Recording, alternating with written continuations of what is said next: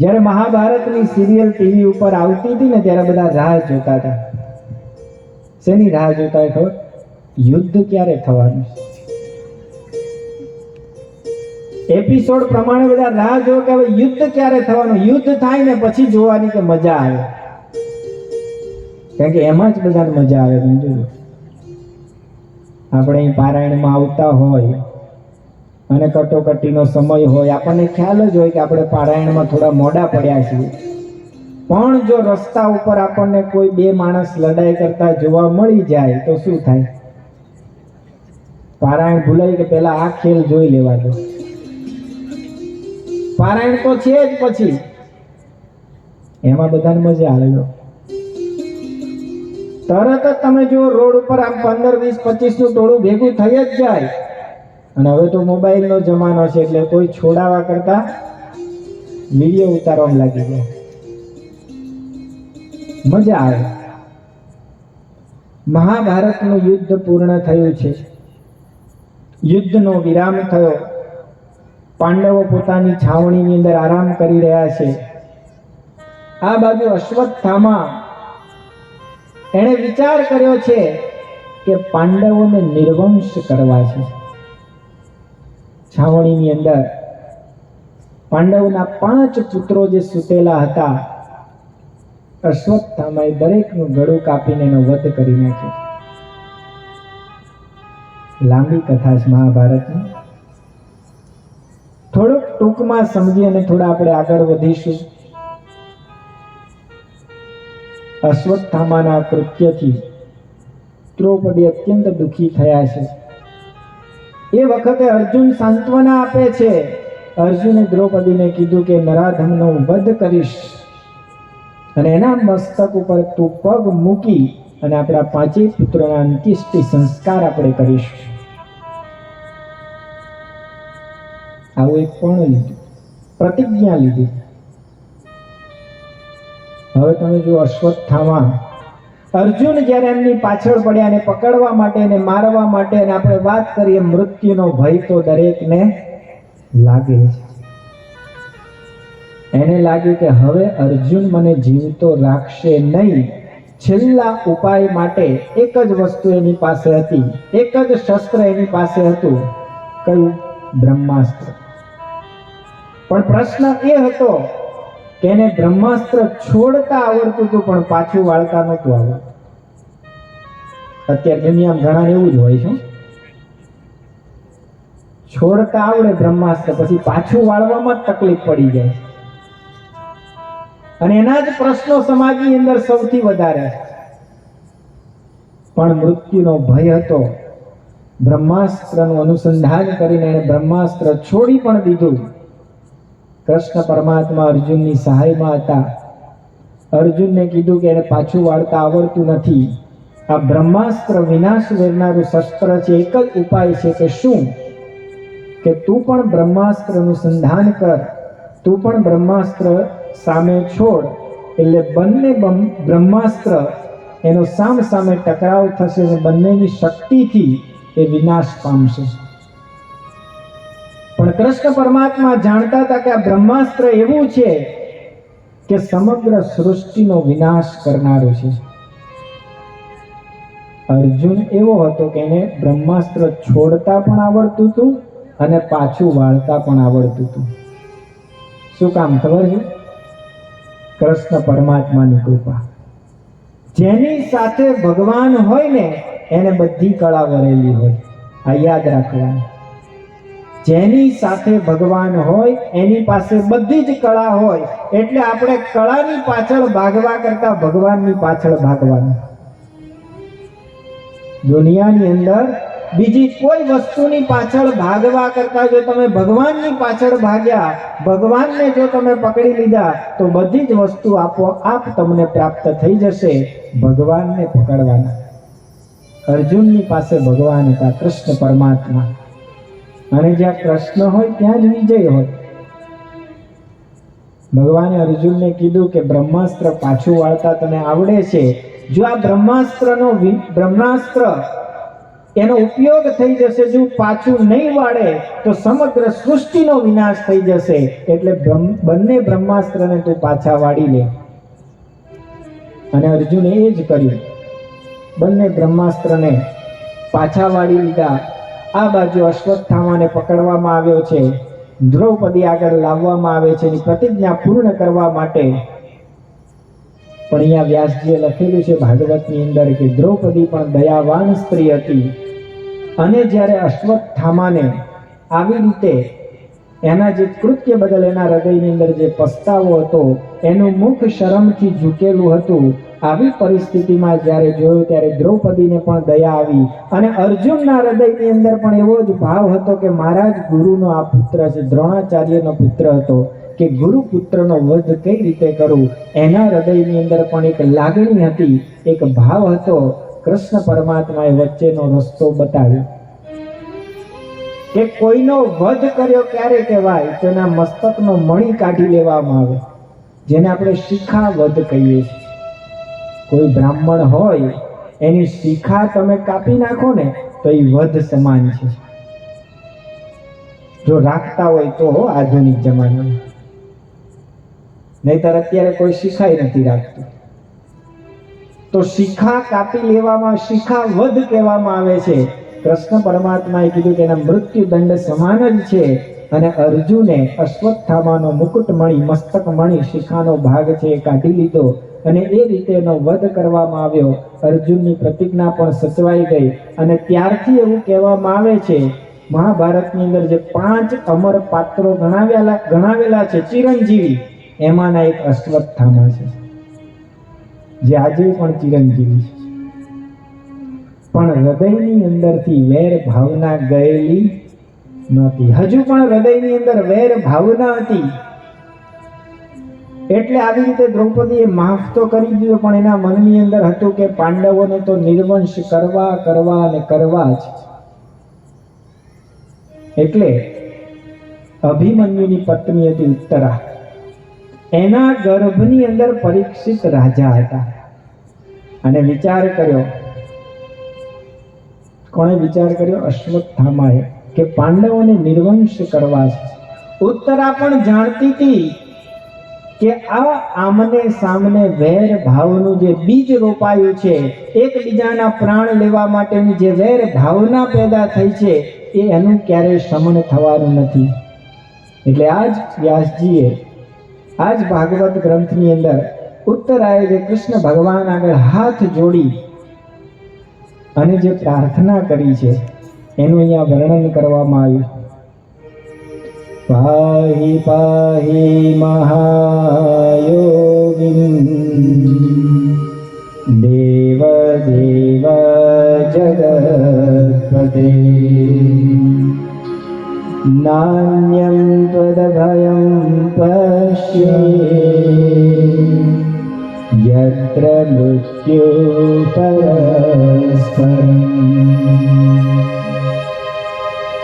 ઉત્તરા કૃષ્ણ ભગવાન તરફ દોડતા દોડતા જાય છે અને પ્રાર્થના કરે છે કે પાહિ પાહિ મહાયોગિન દેવ દેવ જગત્પતે નાન્યં તદભયં પશ્યે યત્ર મૃત્યુ પરસ્પરમ.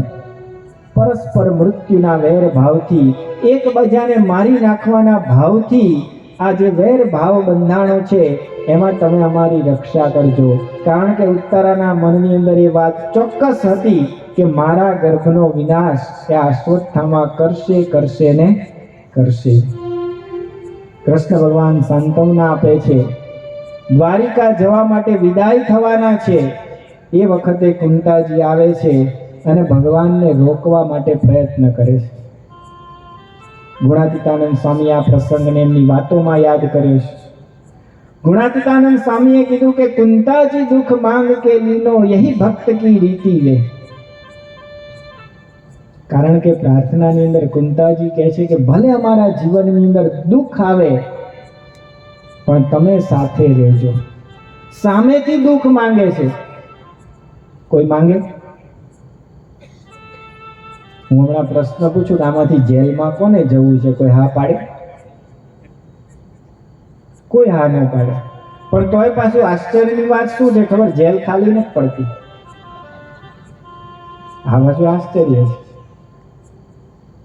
બસ એવી જ રીતે જગતની અંદર કોઈને દુઃખી નથી થવું, પણ આશ્ચર્યની વાત એ છે કે પાછા બધા દુઃખી જ છે.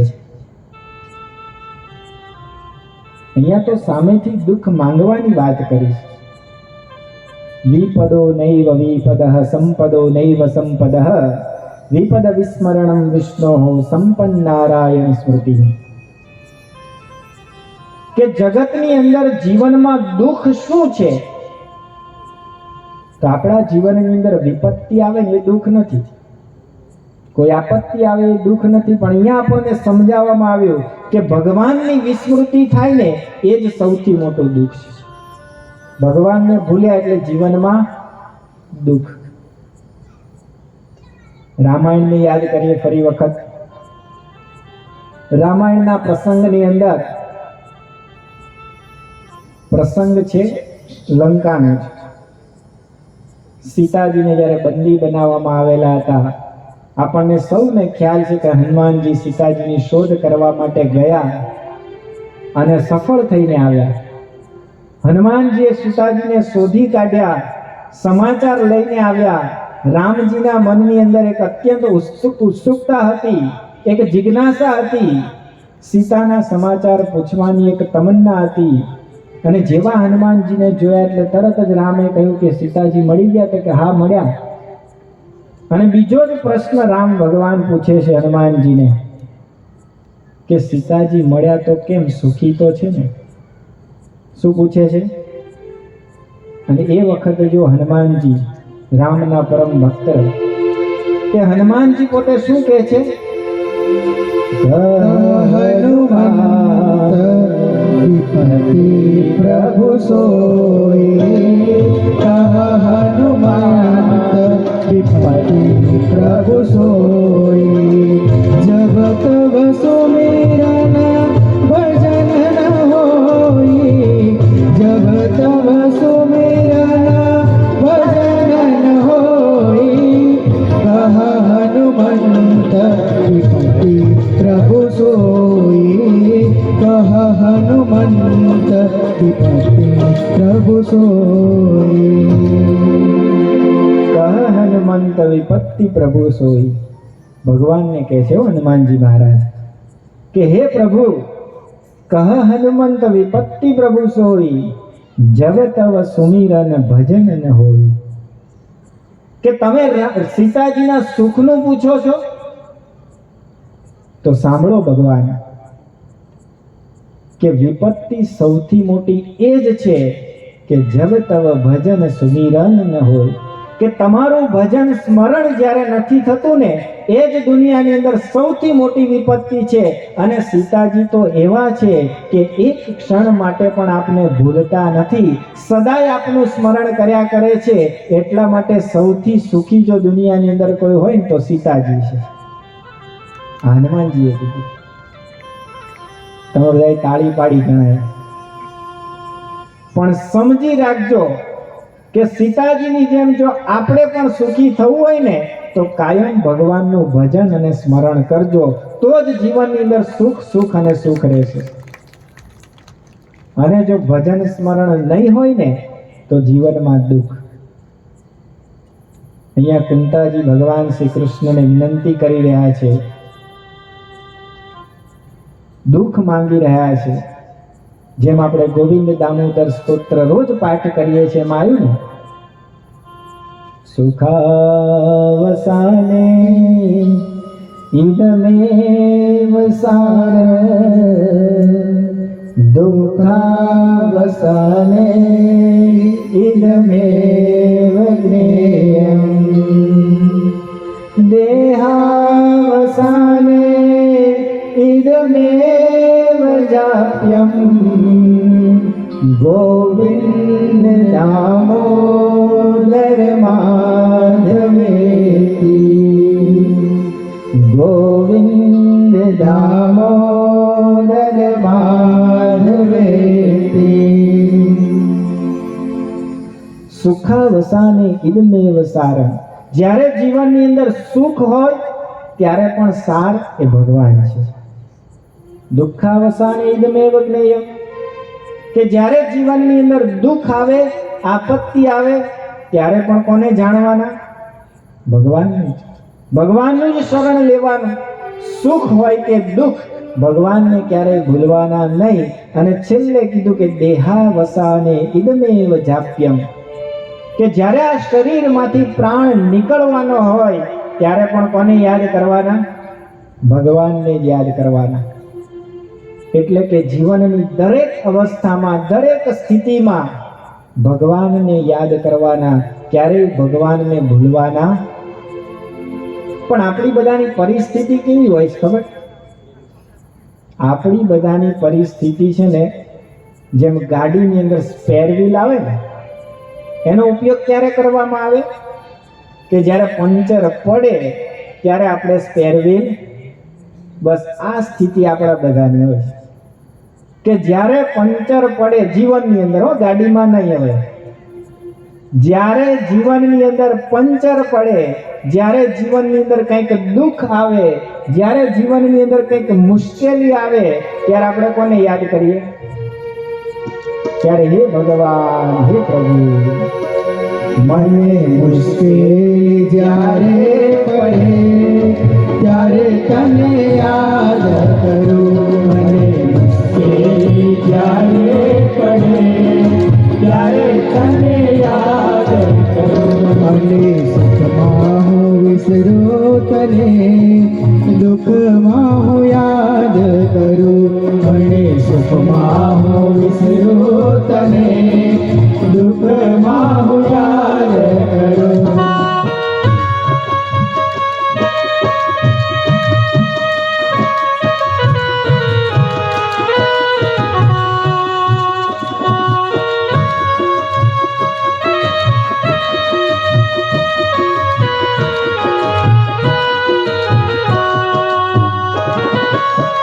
મૂડી હોય જ્યારે બે પૈસાની, મૂડી હોય જ્યારે બે પૈસાની, બની જાઉં હું ત્યારે બહુ અભિમાની, બની જાઉં હું ત્યારે બહુ અભિમાની. જ્યારે ખાવાના સાસા પડે ત્યારે તને યાદ કરું. જ્યારે ખાવાના સાસા પડે ત્યારે તને યાદ કરું. મને મુશ્કેલી જ્યારે પડે ત્યારે તને યાદ કરું. મને મુશ્કેલી જ્યારે પડે ત્યારે તને યાદ કરું. ત્યારે તને યાદ કરું. ત્યારે તને યાદ કરું.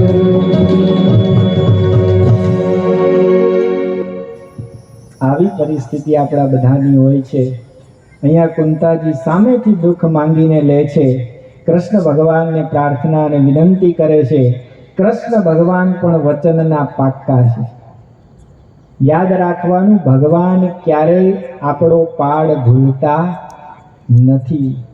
ભગવાન ક્યારેય આપણને ભૂલતા નથી. ભગવાન માટે આપણે એક ડગલું ચાલીએ, ભગવાન આપણી માટે 1000 ડગલા ચાલે છે. પણ આપણી શ્રદ્ધા અને આપણો વિશ્વાસ હોવો જોઈએ. અહીંયા કુંતાજીને વિશ્વાસ છે, અર્જુનને વિશ્વાસ છે, ઉત્તરાને વિશ્વાસ છે ભગવાન ઉપર. અને એ વિશ્વાસને ભગવાને તૂટવા દીધો નથી. ક્યારે? જ્યારે ઉત્તરાના ગર્ભની અંદર પરીક્ષિત હતા અને ફરી વખત જ્યારે અશ્વત્થામાએ બ્રહ્માસ્ત્ર છોડ્યું ઉત્તરાના ગર્ભનો નાશ કરવા માટે, અને જ્યારે બ્રહ્માસ્ત્રના અગ્નિથી ઉત્તરાનો ગર્ભ જ્યારે બળવા માંડ્યો, ત્યારે કૃષ્ણ પરમાત્માએ અંગૂઠા જેવડું સ્વરૂપ ધારણ કર્યું. ભાગવતની અંદર લખવામાં આવ્યું છે કે એક નાના અંગૂઠા જેવડું સ્વરૂપ ધારણ કરીને, ગર્ભનું એક સુરક્ષા કવચ બનાવીને કૃષ્ણ પરમાત્માએ પરીક્ષિતની રક્ષા કરેલી છે. ઉત્તરાના ગર્ભની અંદર પરીક્ષિત હતા. ગર્ભની અંદર રહ્યા પરીક્ષિત જોઈ રહ્યા છે કે એક અંગૂઠા જેવડો નાનો પુરુષ એ મારી આસપાસ ફરી રહ્યો છે. ભગવાને ગર્ભની રક્ષા કરી. એ ગર્ભ જીવંત રહ્યો અને ઉત્તરાના એ ગર્ભમાંથી પરીક્ષિત રાજાનો જન્મ થયો, જે શ્રીમદ ભાગવત મહાપુરાણનું મુખ્ય પાત્ર છે. બોલો પરીક્ષિત મહારાજની જય. નામ પરીક્ષિત એટલા માટે જ પાડવામાં આવ્યું છે કે પરીક્ષિત જન્મતાની સાથે જ ચારે બાજુ જુએ છે. જેવો જન્મ થયો પરીક્ષિત રાજાનો, ચારે બાજુ જુએ છે. શું જુએ છે? કે ગર્ભની અંદર જે પુરુષે મારી રક્ષા કરી છે, પુરુષ ક્યાં છે? કોને શોધે છે? ભગવાનને શોધે છે. પરિઈક્ષિત ઇતિ પરીક્ષિત. ઈક્ષિત એટલે જોવું, ઈક્ષત, અને પરી એટલે ચારે બાજુ.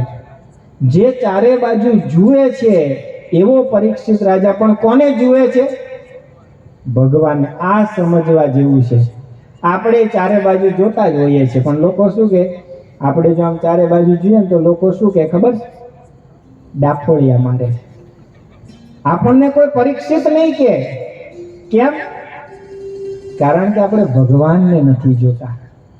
આટલો જ ફરક છે પરીક્ષિતની દ્રષ્ટિમાં અને આપણી દ્રષ્ટિમાં. આપણે બધાએ પરીક્ષિત બનવાનું છે, ભગવાનને જોવાના છે.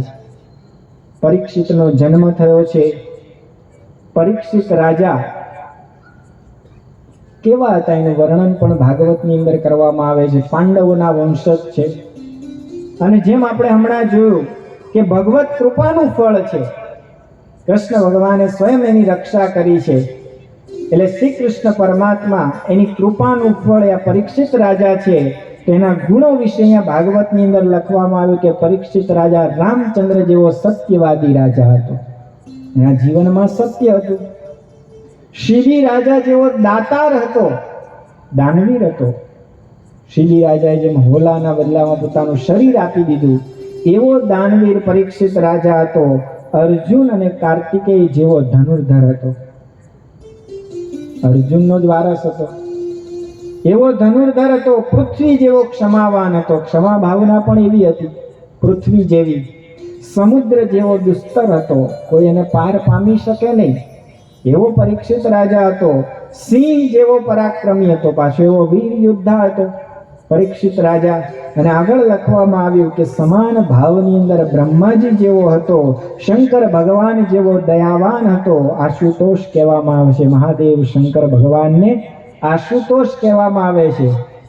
જેટલા કંઈ દેવાદી દેવો બધા છે એની અંદર તમે જુઓ કે મહાદેવ, દેવોના પણ દેવ મહાદેવને દયાવાન કહેવામાં આવે, આશુતોષ કહેવામાં આવે. દરેક જીવ પ્રાણી માત્ર ઉપર મહાદેવ દયા રાખે છે. એવા ગુણો પરીક્ષિત રાજાની અંદર હતા. અને છેલ્લે લખવામાં આવ્યું કે બલિ રાજા જેવો ધીરજવાન એવો આ પરીક્ષિત રાજા હતો. પણ એ પરીક્ષિત રાજાએ એક દિવસ એના રાજ્યની અંદર એક એવું દ્રશ્ય જોયું કે એક ગાય હતી, એક બળદ હતો. બળદના 3 પગ કપાઈ ગયા છે, એક પગ ઉપર બળદ ઊભો છે. ગાયની આંખમાંથી અશ્રુ પડી રહ્યા છે. આવું દ્રશ્ય જ્યારે જોયું તો પરીક્ષિત રાજા એકદમ ખિન્ન થઈ ગયો, કારણ કે દયાવાન હતો. એના હૃદયની અંદર કરુણા હતી, પાછો સત્યવાન હતો, ધર્મવાન હતો. એણે જોયું કે મારા રાજ્યની અંદર આવી ક્રૂરતા. 3 પગ જેના કપાઈ ગયા છે એવો બળદ એક પગ ઉપર ઊભો છે. ગાયની આંખમાંથી આંસુની ધારા વહે છે. અનેક શુદ્ર પુરુષ જેણે કાળા કપડાં પહેર્યા છે, શરીરનો વાન કાળો છે, એવો શુદ્ર પુરુષ હાથમાં એક લાકડી લઈ અને બળદને અને ગાયને ફટકારી રહ્યો છે, મારી રહ્યો છે. આવું દ્રશ્ય જ્યારે પરીક્ષિત રાજાએ જોયું, એના હૃદયની અંદર ખિન્નતા આવી ગઈ, કરુણાનો ભાવ પ્રગટ થયો કે આ કેવો માણસ છે, કેવો ક્રૂર માણસ છે. અને પાછો મારા રાજ્યની અંદર, હું ચક્રવર્તી સમ્રાટ, પાંડવોનો વંશજ, અને મારા રાજ્યની અંદર આવી ક્રૂરતા. તરત જ એણે પેલા માણસને પડકાર ફેંક્યો, હાથમાંથી તલવાર કાઢી અને કીધું કે ધડથી મસ્તક તારું અલગ કરી નાખીશ, મારા રાજ્યમાં આવી ક્રૂરતા આચરે. પેલો જે શુદ્ર માણસ હતો એ પરીક્ષિત રાજાના પગની અંદર પડી ગયો અહીંયા જે ગાય હતી એ પૃથ્વીનું સ્વરૂપ હતી, જે બળદ હતો એ ધર્મનું સ્વરૂપ હતો, અને જે આ શુદ્ર માણસ હતો જેણે કાળા કપડાં પહેરેલા હતા, શરીરનો વાન કાળો હતો, ભાગવતકાર લખે છે કે સાક્ષાત કળિયુગનું સ્વરૂપ હતું. કારણ કે મેં તમને જેમ વાત કરી એમ કૃષ્ણ પરમાત્મા સ્વધામ પધાર્યા અને ત્યાર પછી કળિયુગનો પ્રારંભ થયો. પરીક્ષિત ચક્રવર્તી સમ્રાટ બન્યો. એ કળિયુગનો પ્રભાવ એના રાજ્યની અંદર હતો. પણ અત્યારે પરિસ્થિતિ એવી બની કે પરીક્ષિત રાજાના ચરણોની અંદર કળિયુગ પડેલો છે. માફી માંગે છે કે હે રાજન, મારાથી ભૂલ થઈ ગઈ, મને ક્ષમા કરો. પરીક્ષિત રાજા કહે છે કે જા, તને ક્ષમા આપી, પણ હું તને સજા આપું છું દેશ નિકાલની, કે મારા રાજ્યમાં તારે રહેવાનું નહીં, બહાર નીકળી જાય અહીંથી. કળિયુગ કહે છે કે તમે તો ચક્રવર્તી સમ્રાટ છો, સમગ્ર પૃથ્વી ઉપર તમારું શાસન છે, તો જાઓ તો હું ક્યાં જાઉં, મને કંઈક સ્થાન આપો રહેવા માટે. આવી જ્યારે વિનંતી કરી ત્યારે પરીક્ષિત રાજા એ કળિયુગને 4 સ્થાન રહેવા માટે આપે છે. 4 સ્થાન આપ્યા રહેવા માટે. હવે સમજવા જેવું છે આ વાત. કળિયુગના 4 સ્થાનને જો તમે સમજી લીધા તો જીવનની અંદર ક્યારેય કળિયુગના પ્રભાવમાં નહીં આવાય. કયા 4 સ્થાન આપ્યા? તો અહીંયા પરીક્ષિત રાજા 4 સ્થાન આપતા કળિયુગને કહે છે, અભ્યર્થિસ્તસ્તરા તસ્મિन् સ્થાનાનિ કલયે દદો દ્યુતં પાનં સ્ત્રિયઃ સૂના યત્ર ધર્મશ્ચતુર્વિધ. અભ્યર્થિસ્તદા તસ્મિन् 4 સ્થાનની જે વાત કરી, 4 સ્થાન આપ્યા. સ્થાનાની કલયે દદો. કયા 4 સ્થાન આપ્યા? દ્યુતમ પાનમ સ્ત્રિયઃ સૂના. આ 4 સ્થાન કળિયુગને રહેવા માટે આપ્યા. પહેલું દ્યુત એટલે ખબર છે કોઈને? દ્યુત એટલે જુગાર. જુગારની અંદર કળિયુગનો વાસ છે. જ્યાં જુગાર છે ત્યાં કળિયુગ. તમે બધા રાજી થતા હશો કે આપણે કોઈ જુગાર રમતા નાનું પાડ્યો કોઈએ ભાઈ. મને વિશ્વાસ છે કે તમારામાંથી કોઈ જુગાર રમતું, એટલે તમને લાગે કે આપણે કળિયુગથી બચી ગયા. પણ સમજવા જેવી વાત એ છે કે કદાચ આપણે જુગાર રમતા નથી, પણ હૃદયની અંદર જુગારી વૃત્તિ હશે. જુગારી વૃત્તિ એટલે સમજ્યા? ઓછી મહેનતે જાજુ કમાઈ લેવાની વૃત્તિ હોય ને એટલે સમજવાનું જુગારી વૃત્તિ. જ્યાં સુધી આવી વૃત્તિ છે સમજી રાખવાનું કળિયુગનો વાસ. બીજી વાત કરી દ્યુતમ પાનમ. પાનમ એટલે સમજી ગયા ને? એ દક્ષિણ ગુજરાતમાં તો બહુ કેવું જ ન પડે. 6:45 એટલે સમજી જ જાય બધા. પાનમ એટલે પાણી પીવાની વાત નથી હો. જયંતિ મામા હમણાં પાણી પીતા હતા. માતા બી પીતા છે, પિતા બી પીતા છે. શેરડીનો રસ કે કેરીનો રસ પીવાની વાત નથી, પણ હું જે વાત કરું છું તમે બધા ખૂબ સારી રીતે સમજી ગયા. અને પીવું એટલે વ્યસનની જ વાત નથી હો, ખાલી દારૂના વ્યસનની વાત નથી. બસ વ્યસન માત્ર ગણી લેવાના. એની અંદર કળિયુગનો વાસ છે. લાયક વાત આપણે સમજવાની. તમારામાંથી કોઈ વ્યસન તો નહીં કરતા હોય, પણ આપણા યોગની અંદર કોઈ આવો વ્યસન કરવા વાળો માણસ આવે તો એને સમજાવવાનું કે ભાઈ આ કળિયુગનો માર્ગ છોડી દે. વ્યસનની અંદર દુઃખ રહેલું છે, વ્યસનની અંદર વિનાશ છે, વ્યસનની અંદર જીવનની બરબાદી છે. બીજું સ્થાન આપ્યું કળિયુગને વ્યસન, દ્યુતમ પાનમ સ્ત્રિય. ત્રીજું સ્થાન આપ્યું સ્ત્રિય એટલે વ્યભિચાર. પરમ પૂજ્ય ડોક્ટર સ્વામી સદગુરુ વર્ય સંત આપણને ઘણી વખત કહે છે કે એક નારી સદા બ્રહ્મચારી. તમારા બધા માટે ડોક્ટર સ્વામી ઘણી વખત બોલાવતા હોય છે કે આપણા ધર્મ પત્ની સિવાય બીજો કોઈ વિચાર આપણા મનની અંદર ન હોય તો તમે બ્રહ્મચારી જ છો. તો જ્યારે વિચાર જીવનની અંદર આવે તો સમજવાનું કળિયુગનો વાસ. અને અત્યારે આધુનિક જમાનાની અંદર આપણે એક દુઃખ સાથે કહેવું પડે કે સમાજની અંદર જે કાંઈ વિકૃતિ અત્યારે આપણને દેખાય છે એનું મોટું કારણ એક આ છે. ઘરની અંદર જે આપણને ક્લેશ, કંકાસ, ઝઘડા દેખાય છે એમાં 80% કારણ એ તમે જુઓ તો આજ તમને જોવા મળશે. કંઈક આપણી આ મર્યાદામાં ભૂલ થઈ એના જ પ્રશ્નો સમાજની અંદર વધ્યા છે. તો કળિયુગનું સ્થાન છે. તો આ એક સમજણ સાથે આપણે જીવન જીવવાનું. અને ચોથી વાત કરી સુના એટલે હિંસા. હિંસા એટલે કોકને મારવા, મારી નાખવા. અત્યારે લોકો માંસાહાર કરે છે. જીવતા પશુને મારીને ખાવું એમાં લોકો આનંદ માને છે. ઘણા એવા લોકો પણ આપણે જોયા છે કે જે લોકો બપોરે કે સાંજે મરઘીને મારીને ખાતા હોય ને એ પાછા જાહેરમાં ઊભા થઈ અને તમને એવા પ્રવચન આપે અથવા તો તમને એવી વાત કરે કે અત્યારે ભર ઉનાળો ચાલે છે, આવી ગરમી છે, ચકલાઓ માટે, કબૂતરાઓ માટે પાણીના કુંડા ભરીને મૂકજો અને પાછા મરઘી ખાઈને આવ્યા હોય.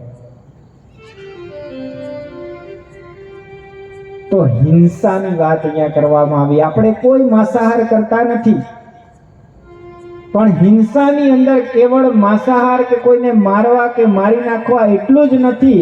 આપણા હૃદયની અંદર કોઈને દુખી કરવાનો વિચાર આવે ને એ પણ સૂક્ષ્મ હિંસા છે.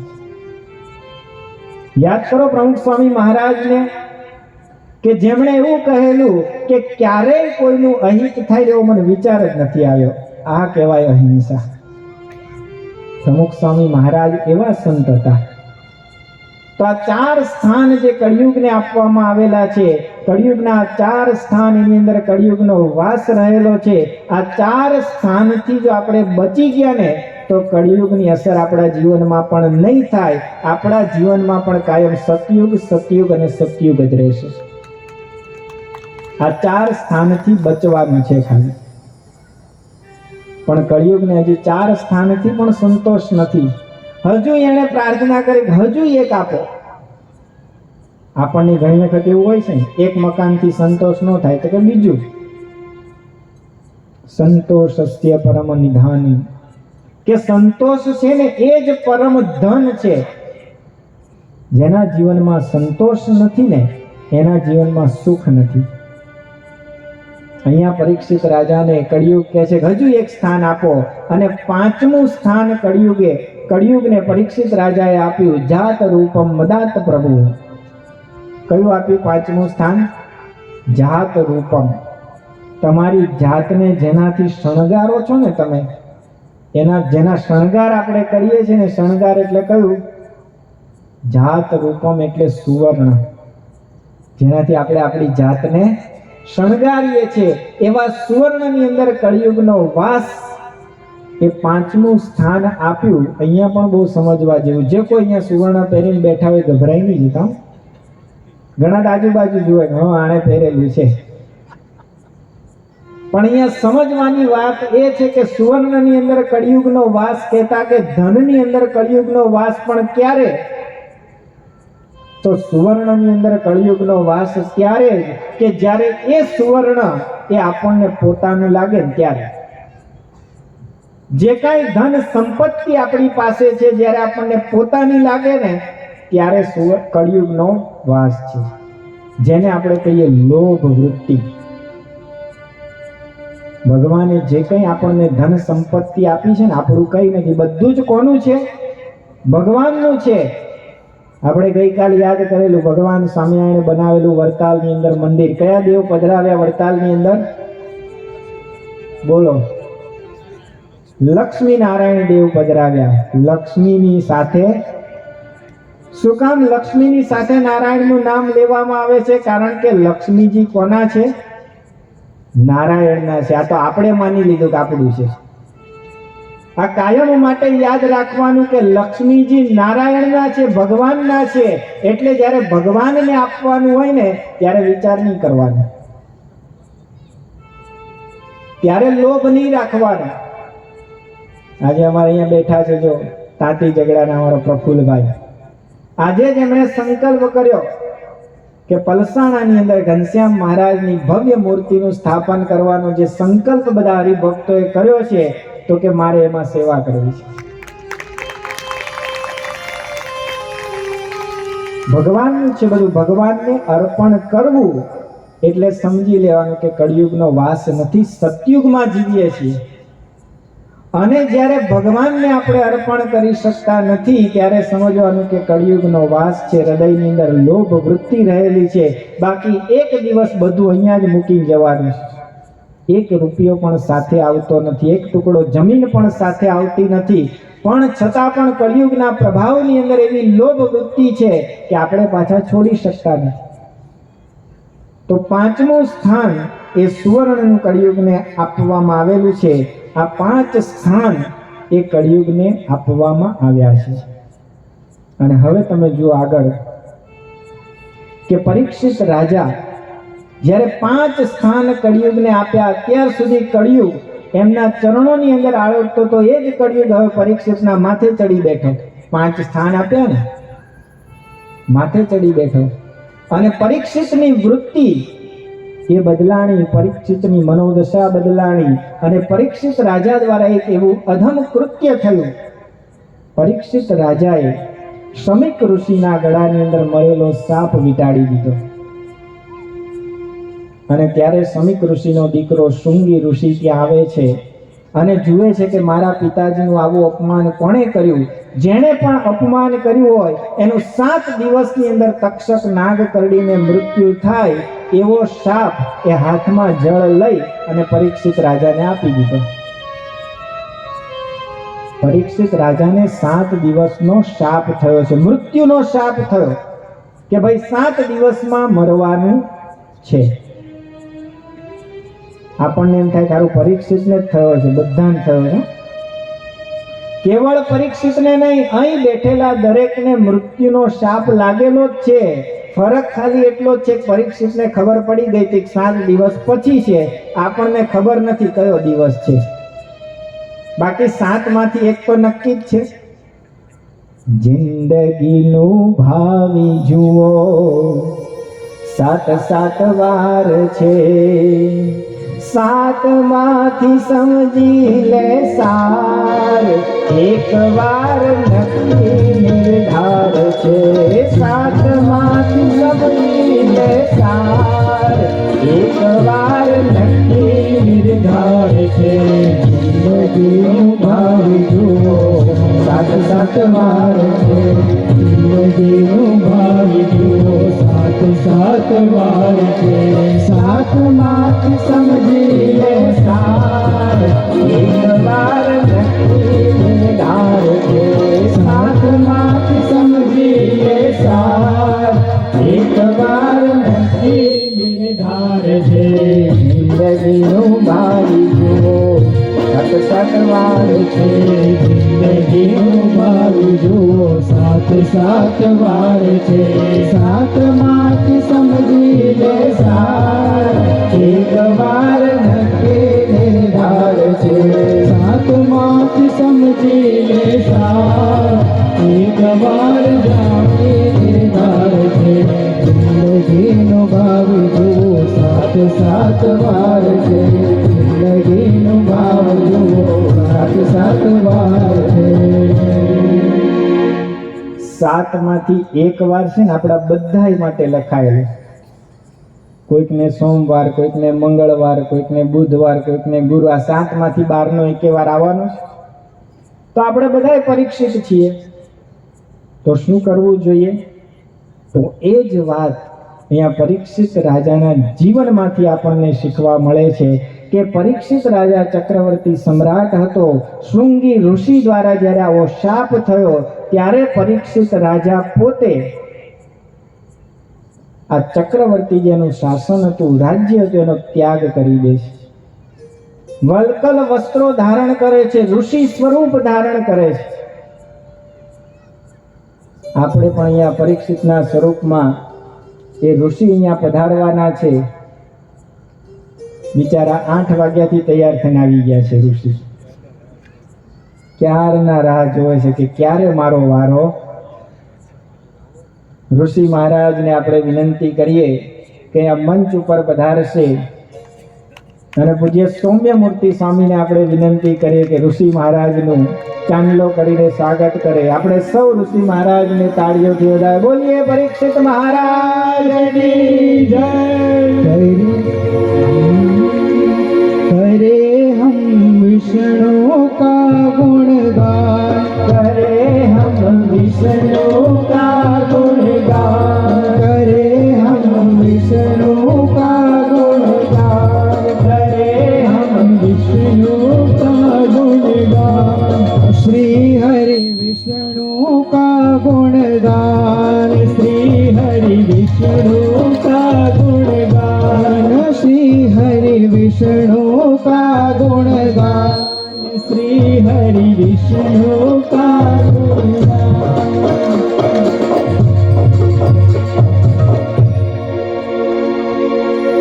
પરીક્ષિત રાજા અહીં પધાર્યા છે અને સુખદેવજી મહારાજને હવે પ્રશ્ન પૂછે. પૂજ્ય સૌમ્યમૂર્તિ અહીંયા બિરાજમાન રહે ઉપર.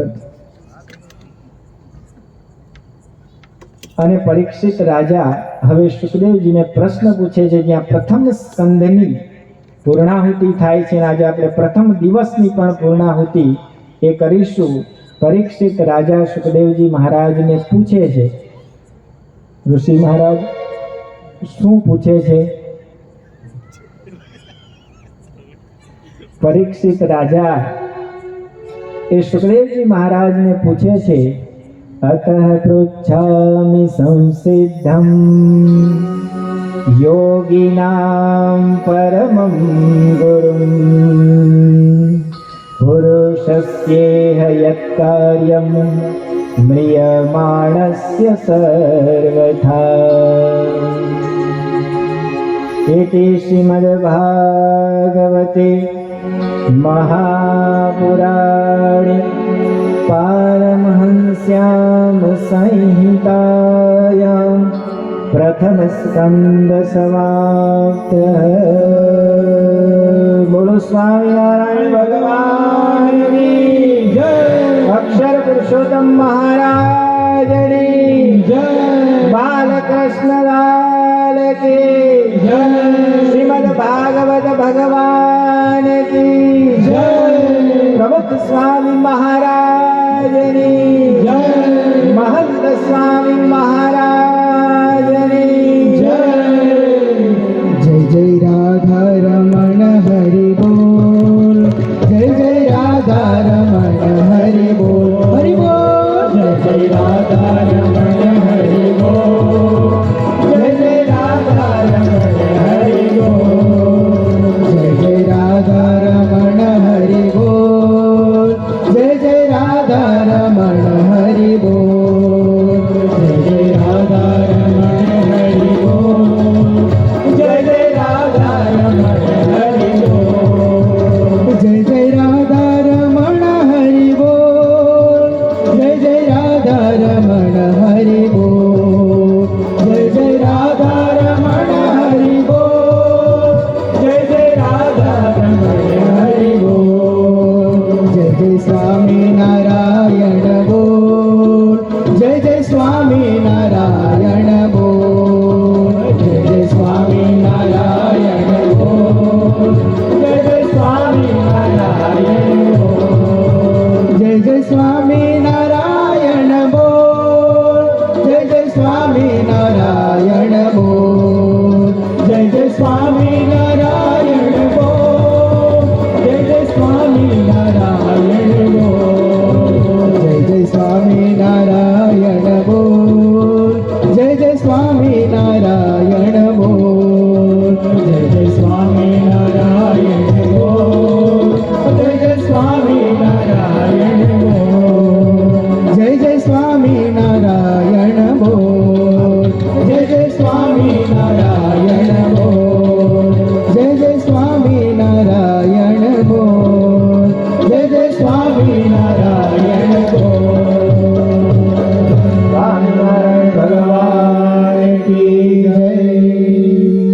સૌમ્યમૂર્તિ સ્વામી પણ ટૂંક સમયમાં ભાગવતની કથા એ ભવિષ્યની અંદર કરવાના છે. તો અહીંયાથી આપણે એમનું સ્વાગત સત્કાર કરીએ. હું જ એમને હાર પહેરાવી અને ભાગવત પુરાણી પૂજ્ય સૌમ્યમૂર્તિ સ્વામીનું સ્વાગત કરું.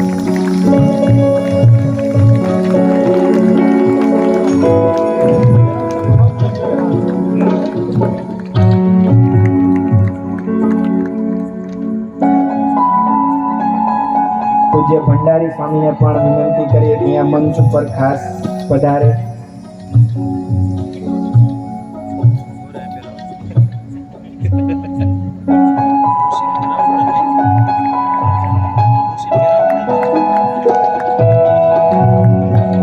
આપણે પૂજ્ય ભંડારી સ્વામીનું સ્વાગત સત્કાર કરીએ. આપણા સાંકળીના અન્નપૂર્ણા દેવી કહેવાય પૂજ્ય ભંડારી સ્વામી.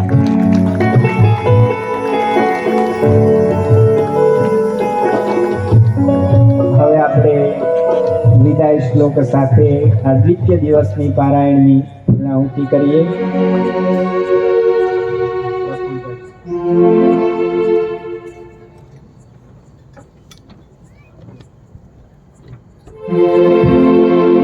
गुणातीतं गुरु प्राप्य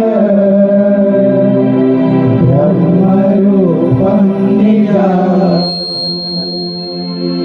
विभाव्यदास भावेन स्वामिनारायणं भजे श्रीहरिं साक्षरं सर्वदेवेश्वरं भक्तिधर्मात्मजं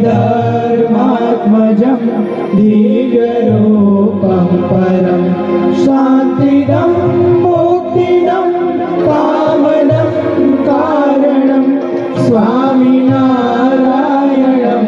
नीलकण्ठं भजे श्रीहरिं.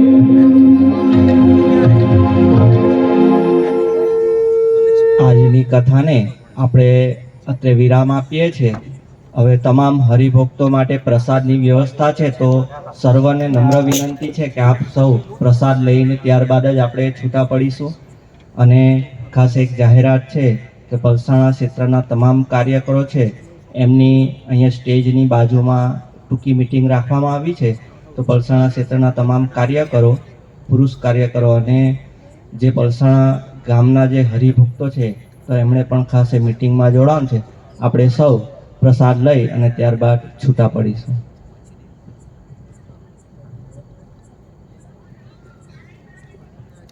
આપણે ભગવાનના દર્શન કરી અને સંતોને ચરણ સ્પર્શ કરી ત્યારબાદ આપણે છૂટા પડીશું.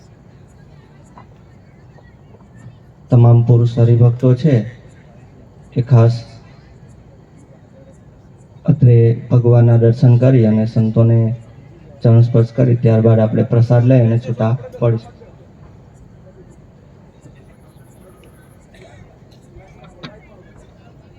સેવકોની સૂચના અનુસાર આપણે લાઈન બનાવીશું.